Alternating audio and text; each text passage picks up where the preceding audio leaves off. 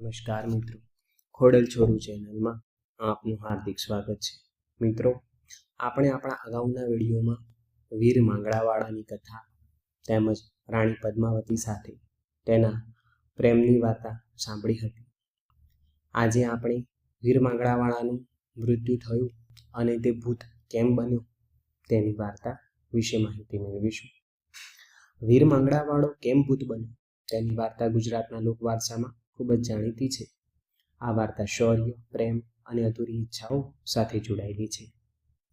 વીર માંગડાવાળો એક બહાદુર રાજપૂત યુવાન હતો. તે પોતાના ગામ અને પ્રજાનું રક્ષણ કરતો. તેની વીરતા અને ઈમાનદારી માટે લોકો તેને ખૂબ માન આપતા. કહેવાય છે કે વીર માંગડાવાળાને રાણી પદ્માવતી સાથે પ્રેમ હતો. બંને એકબીજાને ખૂબ પ્રેમ કરતા અને લગ્ન કરવાની ઈચ્છા રાખતા. પરંતુ નસીબને કાંઈ બીજું જ મંજૂર હતું. ઘણી લોકવાયકાઓ મુજબ એક દિવસ ગામ ઉપર શત્રુઓએ હુમલો કર્યો. માંગડાવાળો પોતાની પ્રજાને બચાવવા માટે યુદ્ધમાં ઉતર્યો. તેણે ખૂબ બહાદુરીથી લડાઈ લડી, પણ અંતે યુદ્ધમાં શહીદ થયો. બીજી એક એવી પણ લોકવાયકા છે કે રાણી પદ્માવતી સાથે જ્યારે પ્રેમ હતો ત્યારે રાજદરબારીઓને ખબર પડી અને તેમને સૈનિકોને વીર માંગડાવાળાને મારવા માટે મોકલ્યા. વીર માંગડાવાળો સૈનિકો સાથે લડતા લડતા શહીદ થઈ ગયો. તેના મૃત્યુ સમયે તેને પોતાની પ્રેમિકા સાથે લગ્ન કરવાની ઈચ્છા અધૂરી રહી ગઈ.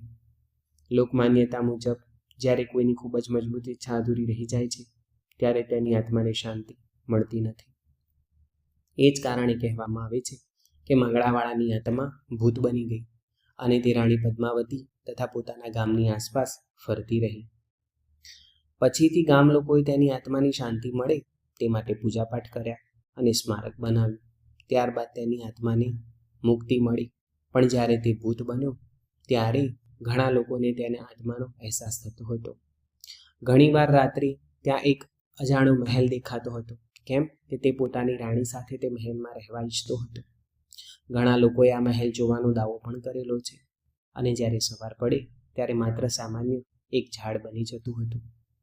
એવું પણ કહેવાય છે કે આજે પણ વીર માંગડાવાળાની આત્મા લોકોની પ્રેમની રક્ષા કરે છે અને સંકટ સમયે લોકોની મદદ કરે છે.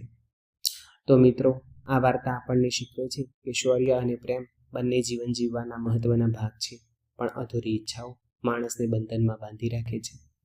તો મિત્રો, આવી જ રસપ્રદ ઘટનાઓ અને પ્રસંગો તેમજ લોકવાર્તાઓ સાંભળવા માટે અમારા પેજને ફોલો કરો અને અમારી ચેનલને લાઇક, શેર અને સબસ્ક્રાઈબ કરો. જય ભોળાનાથ, જય મહાદેવજી, જય મા ખોડિયાર.